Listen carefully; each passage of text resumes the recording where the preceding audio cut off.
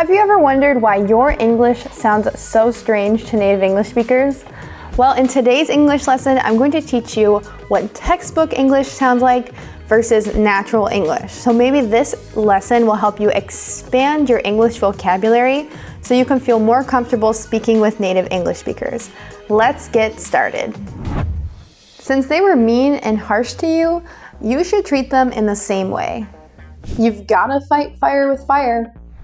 This English phrase, to fight fire with fire, is super useful when you have someone that's being mean or rude, and you just figure out that being kind to them or being gentle with them will not help the situation, so you need to be rude as well. When I worked in customer service, sometimes you would just have to fight fire with fire. This means that if the customer was being rude, you'd say, "Hey, listen to me, stop talking to me like that." This is not the most kind way to talk to them, but sometimes people just don't respond to you being kind. So to fight fire with fire means to do the exact same thing to a person that's being mean to you or to a person that's your enemy. I'm going to take a guess, but I really don't know. I'll take a shot in the dark. A lot of times as language learners, we just have to take a shot in the dark when it comes to knowing what things mean. So a shot in the dark is like shooting a gun in the dark. You don't know if you're going to hit what you wanted to hit. If you take a guess with really no information to base your guess on, you can say, "I've taken a shot in the dark." This means I've tried even though I know I don't have much of a chance. Much like taking a real shot in the dark. We often use this phrase in the past tense. We say, "Well, I just took a shot in the dark. I had no idea how this would turn out." The judge punished him as much as the law allowed him to. They threw the book at him. If you like to watch any sort of television show, especially American television shows that are based on crime or punishment or police dramas, you might hear the phrase to throw the book at someone. To throw the book at someone means to punish them to the fullest extent. So this would be a very bad thing if someone threw the book at you. Not literally throw a book at you, but just to punish you to the fullest extent of the law. We sometimes use this in a joking way, maybe if you're in school or if you have a child and the child says, "Well, what's my punishment?" I could say, "I'm going to throw the book at you." This means I'm going to punish you as much as possible. I'm going to make you do chores for 2 weeks, or I'm going to take your phone away, or whatever. So it could be used in a joking manner as well, but this is mainly used in the courtroom.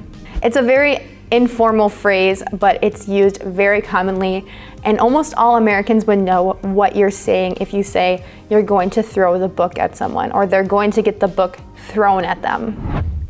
We are very friendly. Come talk to us. Hey, we won't bite. Have you ever heard an English speaker say that they won't bite?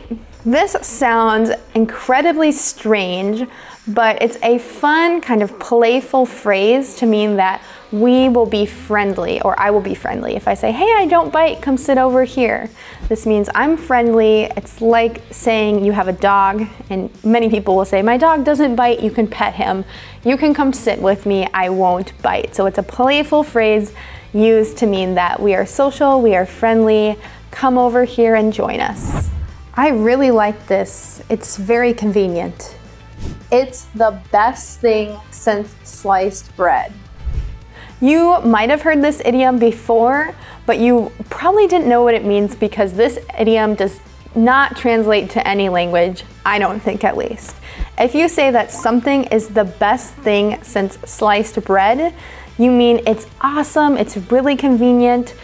Sliced bread, of course, is used for making sandwiches, and Americans love to eat sandwiches.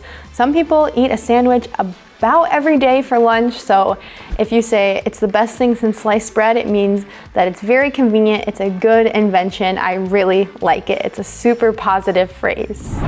I feel a lot of pressure right now. I really feel under the gun. Take a guess at what it means to do something under the gun. Did you say that it means to do something very quickly or under a lot of pressure? You are correct. So if you do something under the gun, it doesn't literally mean that someone is forcing you to do it, but you just feel a lot of pressure in the situation.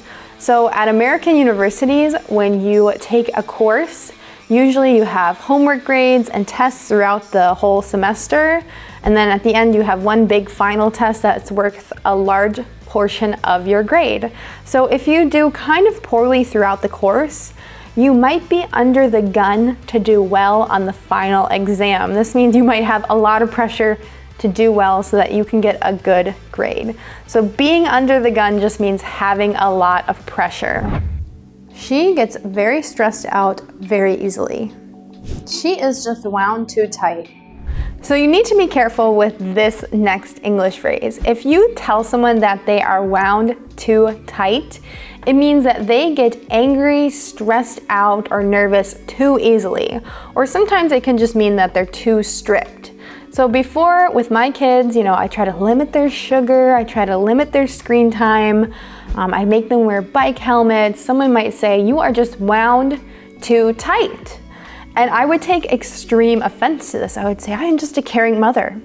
But some people might see it as just stressing out too much. So if you say that someone is wound too tight, it means they're stressed out, they're ready to be angry or nervous at any time. They are from a poor neighborhood. They live on the wrong side of the tracks. This next phrase most Americans would know, but it is a bit discriminatory to people who have less money. It's very classist. If you say that someone is from the wrong side of the tracks, it means they're from the wrong neighborhood. They're from a poorer neighborhood. Of course, you can also use this phrase to just say that you were in a sketchy area of a city. You could say, "I was really on the wrong side of the tracks." This maybe means that there was a lot of crime going around, you didn't feel super safe. So in the United States, this phrase is pretty popular to say that someone is from the wrong side of the tracks or you were on the wrong side of the tracks. This is like imaginary railroad tracks. Separate the town from the good side to the bad side. So I don't know how I feel about this phrase, but I do think that you should know exactly what it means because you might see it come up in American television or American movies. She wanted to do this very secretly. To do something under the radar means to do it very secretly or very quietly. So you could say, "I just want to do this under the radar." It means that a lot of people won't find out what you're doing. Or sometimes celebrities, they like to go get coffee or they like to go to a movie or they like to do their own grocery shopping, but they try to stay under the radar. So they'll put on a baseball cap and they'll, put sunglasses on so that nobody recognizes them. So if you do something under the radar, this is a super popular idiom to say that you do it quietly, without a lot of attention, and almost in a secret way. The restaurant is so good, people have just been telling each other about it. The restaurant is so good, people are talking about it, it's spreading word of mouth. So many times American businesses, they won't officially advertise something. They'll just have word of mouth spread their idea or they'll spread their business that way. So if you say that something is spread by word of mouth, it just means that people have told each other about it. It means that there's no official message. It hasn't been emailed, it hasn't been advertised online or on TV. It's just spread by word of mouth. So if something is very good, especially a restaurant, people will start talking about it and it will become popular by word of mouth. Thank you guys so much for watching this English lesson with me. My name's Kayla, I'm an American English teacher. Make sure to subscribe for more English lessons just like this one and watch the next two on screen. They'll really help you understand how native English speakers talk in their conversations. I'll see you guys in the next lesson. Goodbye.